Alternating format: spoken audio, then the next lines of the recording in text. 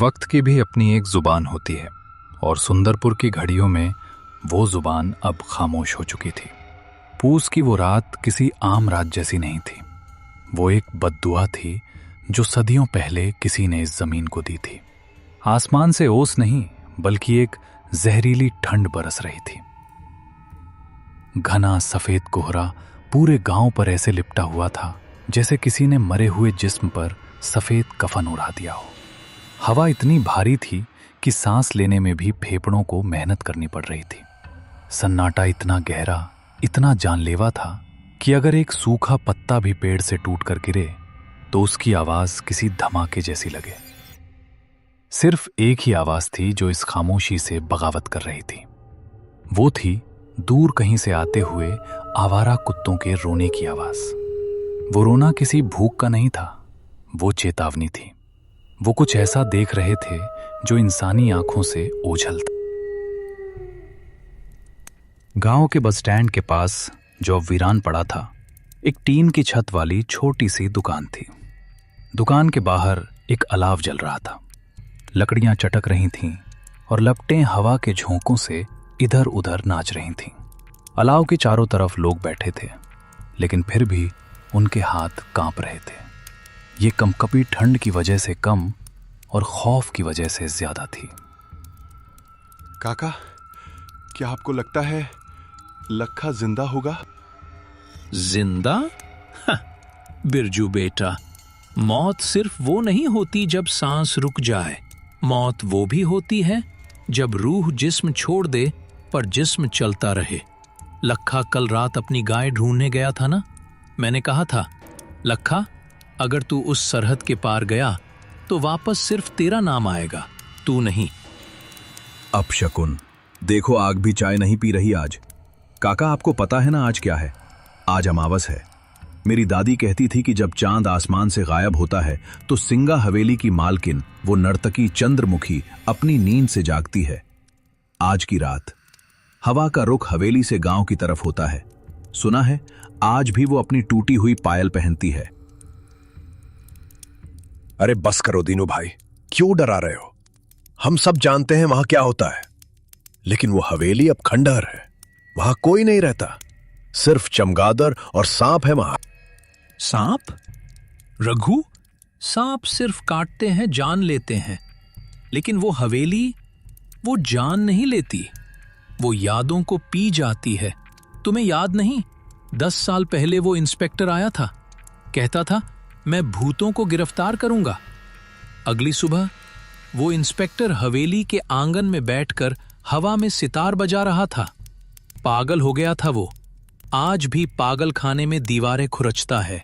तभी एक आवाज ने सबका ध्यान खींचा। दूर से आती हुई किसी गाड़ी के इंजन की आवाज, और फिर एक अजीब सा हॉर्न। कोहरे की दीवार को चीरती हुई 2 पीली हेडलाइट्स उनकी तरफ बढ़ रही। इतनी रात को कौन पागल है जो अमावस की रात सुंदरपुर आ रहा है? वो एक खटारा ऑटो रिक्शा था जो शहर के रेलवे स्टेशन से आ रहा था।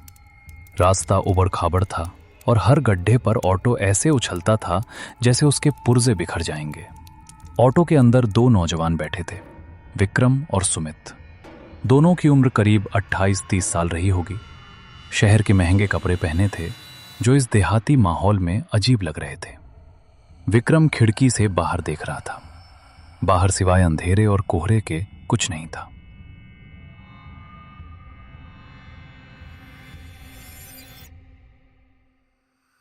यार सुमित, मुझे अभी भी लग रहा है कि ये एक बहुत बड़ी गलती है।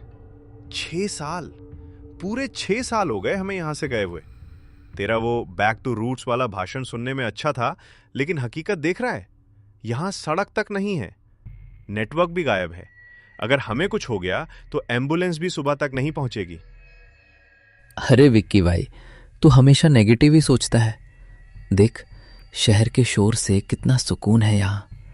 और फिर पापा की आखिरी इच्छा थी कि हवेली, मतलब हमारा वो पुराना पुश्तैनी घर, एक बार रिपेयर हो जाए। हम उसे बेचने ही तो आए हैं, बस 1-2 दिन की बात है। और वैसे भी मुझे बचपन में ये गांव बहुत पसंद था। याद है, हम वो पीछे वाले बगीचे में क्रिकेट खेलते थे।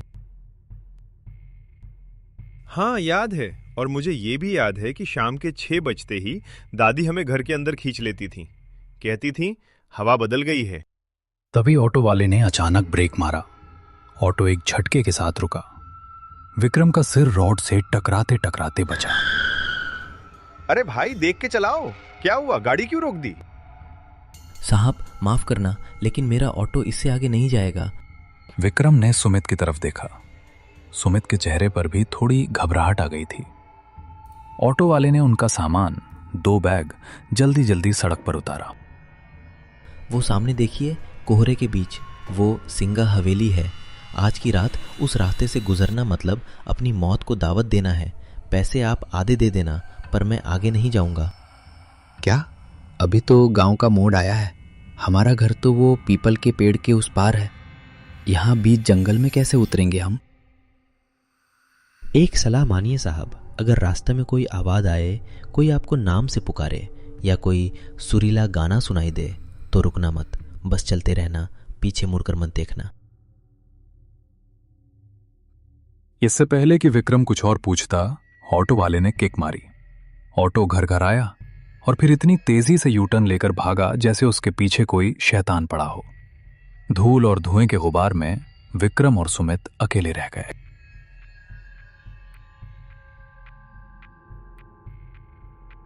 अब सिर्फ उनके कदमों की आवाज थी।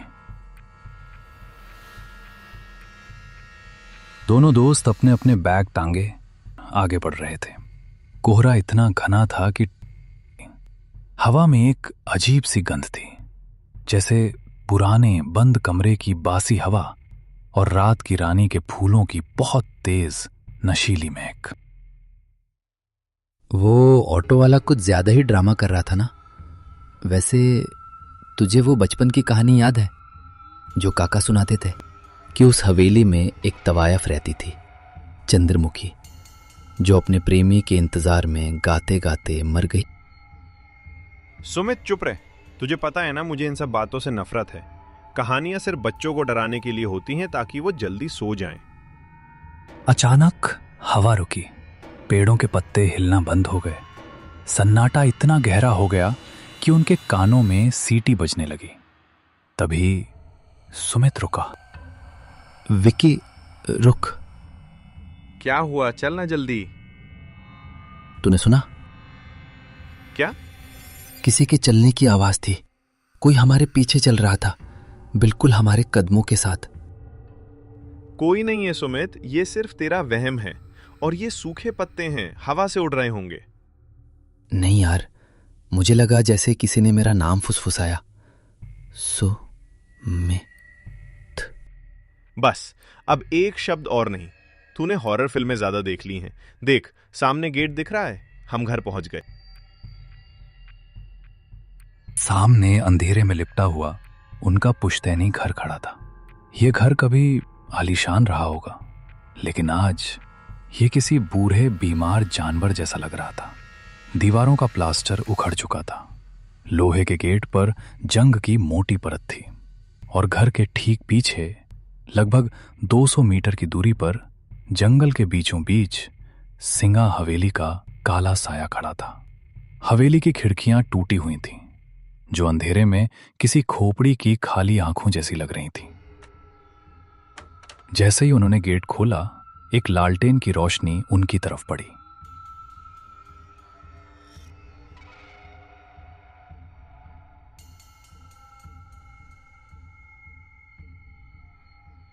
सामने उनका पुश्तैनी घर अंधेरे में किसी सोए हुए दैत्य की तरह खड़ा था।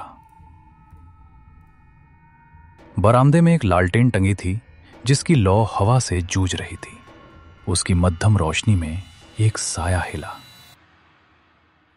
कौन है वहां? मेरे पास लाठी है, चले जाओ यहां से। काका शांत हो जाइए, मैं हूं विक्रम, और ये सुमित है।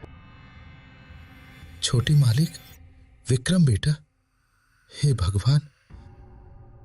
हरिया काका, जो विक्रम को बचपन में अपने कंधों पर घुमाया करते थे, आज उन्हें पहचान नहीं पाए। उनकी उम्र 60 के पार थी, लेकिन आज रात वो 80 साल के लग रहे थे। चेहरे पर झुर्रियां गहरी थीं और आंखों में ऐसा डर था जो सिर्फ मौत को करीब से देखने पर आता है।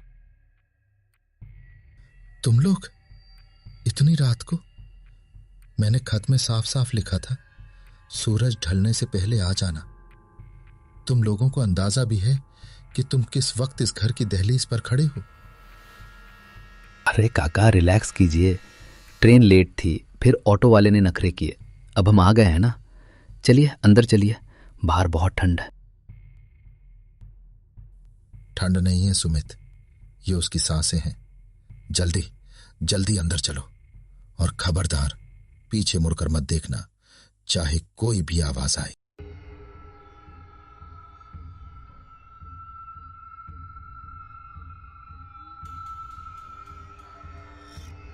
काका ने उन्हें लगभग खींचते हुए घर के अंदर किया और दरवाजे पर एक नहीं 3-3 सिटकनी लगा दी। फिर उन्होंने दरवाजे पर कान लगाकर कुछ सुनने की कोशिश की। बाहर हवा का शोर था और शायद बहुत दूर किसी पायल की हल्की सी झनकार। काका ने राहत की सांस ली। घर के अंदर की हवा बाहर से भी ज्यादा भारी थी। हॉल में अंधेरा था। फर्नीचर पर सफेद चादरें ढकी थीं, जो धूल की वजह से भूरी हो चुकी थी। कोनों में मकड़ी के जाले ऐसे लटक रहे थे जैसे किसी ने पुराने धागे छोड़ दिए हों। उफ, काका, यहां तो सांस लेना भी मुश्किल है। आपने सफाई नहीं करवाई? मालिक, मैं दिन के उजाले में ही आता हूं। इस घर में रात गुजारने की हिम्मत अब मुझ में नहीं रही। क्यों काका? ये घर तो हमें बचपन में बहुत पसंद था। याद है विक्की, हम छुपम छुपाई खेलते थे। काका, वो हमारा पीछे वाला कमरा, ब्लू रूम, वो तैयार है ना? हम वहीं सोएंगे। वहां से पूरा जंगल और हवेली दिखती है। नहीं, खबरदार जो उस तरफ कदम भी बढ़ाया। वो कमरा अब वो कमरा नहीं रहा, वो रास्ता बन चुका है। मैंने उस कमरे के दरवाजे पर ताला जड़ दिया है। काका, आप होश में तो हैं? वो सिर्फ एक कमरा है। उसकी खिड़की से व्यू अच्छा आता है, इसलिए सुमित वहां जाना चाहता है। खिड़की दोनों तरफ से खुलती है बेटा, तुम बाहर का नजारा देखोगे। लेकिन अगर उसने तुम्हें देख लिया तो क्या होगा? पिछले महीने रामू का जवान बेटा सिर्फ कौतूहल में उस खिड़की के पास खड़ा था। उसने वो धुन सुन ली। अगले दिन उसकी लाश उसी कमरे में मिली। उसका मुंह खुला हुआ था और उसकी आंखों में सफेद पत्थर जैसी चमक थी। काका की बात सुनकर हॉल में एक भारी खामोशी छा गई। सुमित की नजर अनजाने में हॉल के उस कोने में चली गई जहां अंधेरे में वो वर्जित दरवाजे पर एक बड़ा जंग लगा ताला लटका हुआ था। क्या इस घर में कोई बिल्ली है?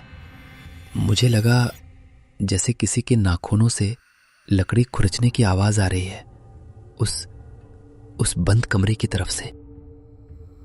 विक्रम, तूने काका की बातें दिल पे ले ली हैं। ये पुराना घर है, लकड़ियां चटकती हैं, चूहे होंगे। खाना खा और सो जा। सुबह होते ही हम इंजीनियर को बुलाकर काम शुरू करेंगे और शाम तक वापस शहर निकल जाएंगे। हाँ बेटा, सो जाओ। मैंने तुम दोनों का बिस्तर यहीं हॉल में लगाया है। मैं बरामदे वाले कमरे में सोऊंगा। और सुनो, अगर रात को प्यास लगे तो मटका यहीं पास में रखा है। उस तरफ मत जाना। चाहे कोई रोए चाहे कोई गाए, हिलना मत। विक्रम, सुमित प्लीज सो जा, अब सुबह बात करेंगे।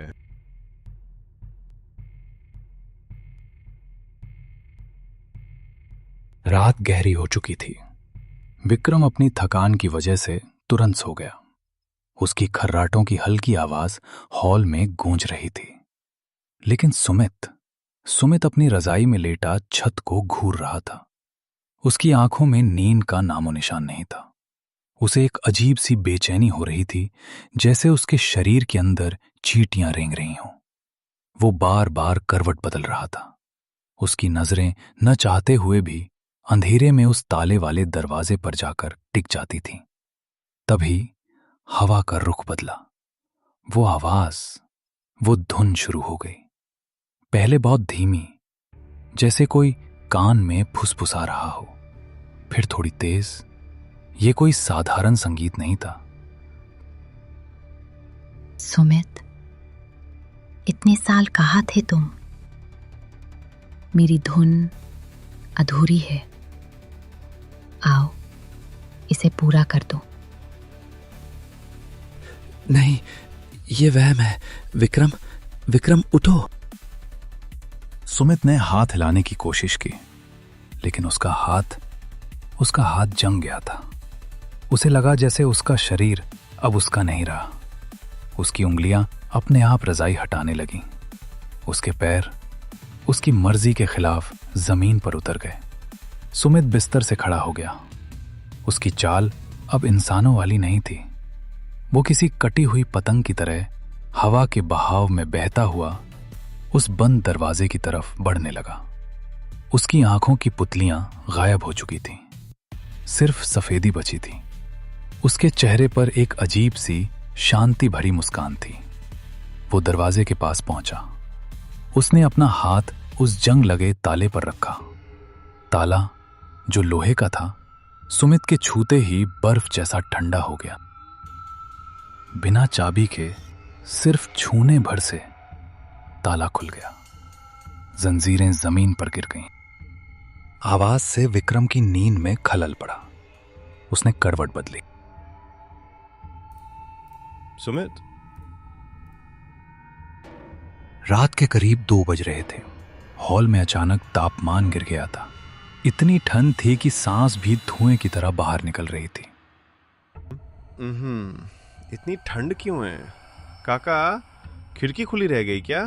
विक्रम, जो थका हुआ था और गहरी नींद में था, एक अजीब सी सिहरन से जाग गया। उसे लगा जैसे किसी ने उसके चेहरे पर बर्फ का ठंडा हाथ रख दिया हो। विक्रम ने अपनी रजाई कसने की कोशिश की।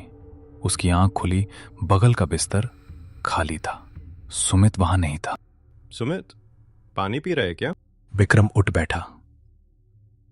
हॉल में गहरा अंधेरा था। सिर्फ वो छोटी सी मोमबत्ती अपने आखिरी सांसें गिन रही थी। उस मध्यम रोशनी में विक्रम ने जो देखा, उससे उसका गला सूख गया। वो वर्जित दरवाजा, जिस पर काका ने ताला जड़ा था, वो चौपट खुला था। ताला और लोहे की जंजीरें जमीन पर ऐसे पड़ी थीं जैसे सांप ने अपनी केचुली छोड़ दी हो। उस खुले दरवाजे के उस पार घना काला अंधेरा था और हवा की डरावनी साएं साएं आ रही थी। सुमित, मजाक मत कर यार, बाहर आ जा। लेकिन जवाब में सिर्फ हवा की सीटी सुनाई दी। रोशनी की एक पतली लकीर उस खुले कमरे के अंदर गई। कमरा खाली था। विक्रम दौड़कर खिड़की के पास गया। उसने बाहर झांका। बाहर कोहरे की एक मोटी चादर थी, लेकिन उस सफेदी के बीच उसे एक धुंधली सी परछाई दिखाई दी।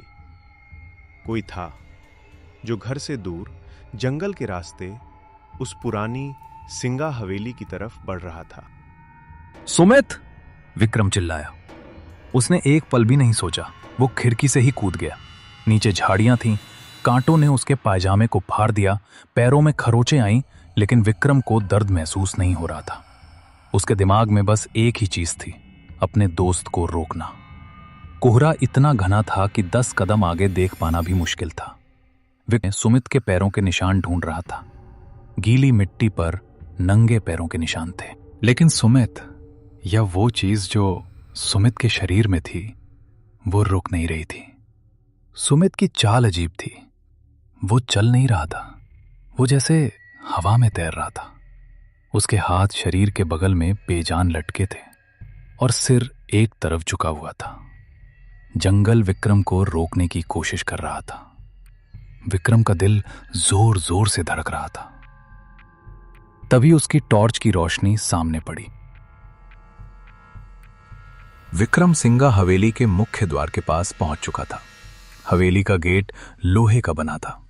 सुमित गेट के ठीक सामने खड़ा था।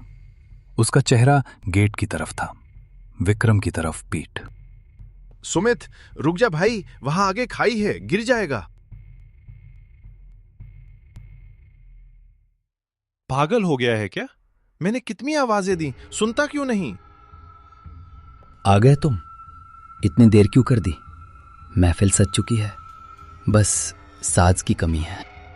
सुमित, ये कैसी आवाज है? चल घर चल, काका ठीक कह रहे थे, यहां कुछ गड़बड़ है। घर? ये हवेली ही अब मेरा घर है। वो मुझे बुला रही है। मेरी उंगलियां वो सितार बजाने के लिए तड़प रही हैं। बकवास बंद कर, तुझे डॉक्टर की जरूरत है। सुमित ने एक झटके में विक्रम को ऐसे फेंक दिया जैसे वो कोई कागज का टुकड़ा हो। विक्रम 10 फीट दूर जा गिरा। विक्रम ने देखा कि हवेली का वो भारी भरकम जंग लगा गेट अपने आप खुलने लगा। मेरा इंतजार खत्म हुआ। सुमित ने हवेली के अंदर कदम रखा। अंधेरे ने उसे निगल लिया। विक्रम गेट की तरफ दौड़ा, लेकिन जैसे ही विक्रम गेट के पास पहुंचा, गेट एक तेज धमाके के साथ उसके मुंह पर बंद हो गया। विक्रम ने गेट को पीटना शुरू कर दिया। खोलो सुमित, बाहर आ, खोलो इसे। लेकिन गेट टस से मस नहीं हुआ और तभी हवेली के अंदर से रोशनी जल उठी। विक्रम पागलों की तरह हवेली के उस लोहे के गेट को पीट रहा था।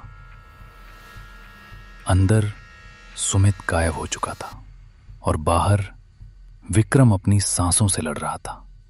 हवेली के अंदर से अब वो धुंध इतनी तेज हो चुकी थी कि जमीन भी कांप रही। सुमित, बाहर आ, भगवान के लिए दरवाजा खोलो, कोई है? खोलो इसे।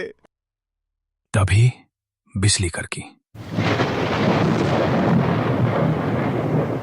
विक्रम ने देखा कि हवेली की बाईं तरफ एक पुरानी खिड़की की जाली टूटी हुई थी। वो जमीन से थोड़ी ऊंचाई पर थी और उसके नीचे एक सूखे पेड़ की डाल लटक रही थी। विक्रम दौड़ा। उसने पेड़ की खुरदरी छाल को पकड़ा और ऊपर चढ़ने लगा। अंदर से सड़े हुए फूलों और पुराने इत्र की इतनी तेज बदबू आई कि विक्रम का सिर चकरा गया और अंधेरे में अंदर कूद गया। विक्रम अब हवेली के अंदर था। बाहर की ठंड यहां गायब थी। यहां एक अजीब सी चिपचिपी गर्मी थी। दीवारों पर बड़े बड़े तैल चित्र टंगे थे, लेकिन उन चित्रों के चेहरे खुरच दिए हुए थे। विक्रम रोशनी की तरफ बढ़ा जो मुख्य हॉल से आ रही थी। जैसे ही वो हॉल के दरवाजे पर पहुंचा, उसके पैरों तले जमीन खिसक गई। फर्श पर बेशकीमती कश्मीरी कालीन बिछा था और वहां महफिल सजी थी। हॉल के किनारों पर लोग बैठे थे। वो बिल्कुल शांत थे। उनमें से एक को विक्रम ने पहचान लिया। वो रघु था, गांव का वो लड़का जो पिछले हफ्ते गायब हुआ था। रघु, तुम यहां हो? चलो भागो यहां से। रघु का चेहरा इंसान का नहीं था। उसकी त्वचा स्लेटी रंग की हो चुकी थी। उसकी आंखें पथरा गई थीं। वो पत्थर की मूर्ति बन चुका था। विक्रम दौड़कर रघु के पास गया। विक्रम ने पीछे देखा। बाकी लोग भी, सब के सब पत्थर बन चुके थे। ये वो बदकिस्मत लोग थे जिन्होंने वो धुन सुनी थी। हवेली ने उन्हें मारा नहीं था, उन्हें अपना दर्शक बना लिया था, हमेशा के लिए। तभी विक्रम की नजर हॉल के बीचों बीच गई। वहां हवा में जमीन से 5 फीट ऊपर एक लाल रंग का सितार तैर रहा था। उस सितार के तार अपने आप हिल रहे थे। कोई अदृश्य उंगलियां उसे बजा रही थी और उस सितार के ठीक नीचे सुमित खड़ा था। सुमित का शरीर हवा में थोड़ा ऊपर उठ रहा था। उसका हाथ धीरे धीरे उस सितार की तरफ बढ़ रहा था। जैसे ही वो उसे छुएगा, उसका भी वही हाल होगा जो रघु का हुआ। कितनी सुंदर है ये। मेरे हाथ मेरे हाथ इसे छूना चाहते हैं। सुमित नहीं, पीछे हट, वो साज नहीं, वो मौत है। विक्रम सुमित की तरफ दौड़ा, लेकिन जैसे ही उसने हॉल के बीच वाले हिस्से में कदम रखा, एक अदृश्य दीवार ने उसे टक्कर मारी। विक्रम गिर पड़ा। हवा में एक गूंजती हुई क्रोधित औरत की आवाज आई। खामोश, मेरी महफिल में शोर मचाने की जरूरत कैसे हुई? ये मेरा नया साजिंदा है। बरसों पहले उन्होंने मेरे हाथ काट दिए थे ताकि मैं बजा न सकूं। कहा था तेरी कला सिर्फ हमारे लिए है। जब उन्होंने मुझे मारा तो मैंने कसम खाई थी, अब मैं खुद नहीं बजाती, मैं दूसरों के हाथों से बजाती हूं। और जब वो बजाकर थक जाते हैं तो मैं उन्हें अपनी कला बना लेती हूं, पत्थर की मूरत। नहीं, मैं सुमित को पत्थर नहीं बनने दूंगा। मुझे इस आवाज को रोकना होगा, मुझे इस साज को तोड़ना होगा। विक्रम ने इधर उधर देखा।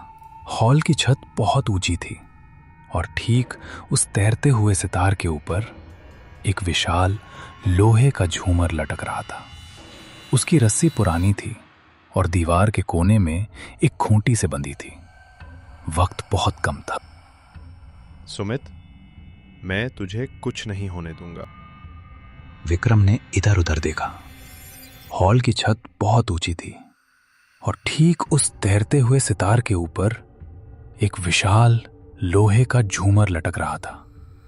उसकी रस्सी पुरानी थी और दीवार के कोने में एक खूंटी से बंधी थी। वक्त बहुत कम था। विक्रम ने पास पड़ी एक पीतल की भारी मूर्ति उठाई। उसके हाथ कांप रहे थे। निशाना चूकने का मतलब था सुमित की मौत। विक्रम ने पूरी ताकत से एक भाले की तरह वो पीतल की मूर्ति उस रस्सी पर दे मारी। निशाना अचूक था। बरसों पुरानी वो रस्सी टूट गई। हजारों किलो वजनी वो लोहे का झूमर गुरुत्वाकर्षण की रफ्तार से नीचे आया। जैसे ही सितार टूटा, वो सुरीली धुन एक भयानक चीख में बदल गई। हॉल में तूफान आ गया। वो अदृश्य साया जो अब तक हावी था, धुएं की तरह बिखरने लगा। मेरा साज, मेरा इंतजार, नहीं। हवेली कांपने लगी। छत से धूल और पत्थर गिरने लगे। सुमित जो हवा में था, एक बेजान कठपुतली की तरह जमीन पर गिर पड़ा। सुमित, उठ भाई, भागना होगा, ये जगह गिर रही है। सुमित बेहोश था। उसको होश आया और वो हवेली से बाहर की ओर भागे।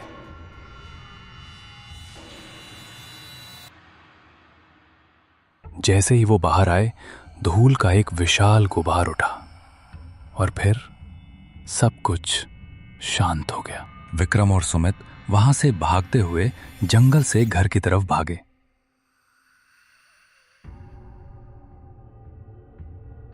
लेकिन वो अब बहुत डर में, जिसकी वजह से वो कुछ समझ नहीं पाया और वहीं बैठ गया। और उन्हें पता नहीं चला सुबह हो गई। विक्की, हम कहाँ हैं? मेरे सिर में दर्द हो रहा है और वो गाना बंद क्यों हो गया? गाना खत्म हो गया भाई, साज टूट गया, महफिल उठ गई। सुमित, आज हमने सिर्फ अपनी जान नहीं बचाई, तुमने इस गांव को एक सदियों पुराने श्राप से आजाद कर दिया। शायद उन्हें भी मुक्ति मिल गई। गांव में आज भी वो कहानी सुनाई जाती है। कहते हैं अमावस की रात को अब वहां से रोने की आवाज नहीं आती, लेकिन अगर आप उस मलबे के पास जाकर दिल लगाकर सुने तो हवाओं में एक हल्की सी धन्यवाद की फुसफुसाहट सुनाई देती है। क्योंकि हर अधूरी धुन का मकसद डराना नहीं होता, कुछ धुनें सिर्फ पूरा होना चाहती हैं।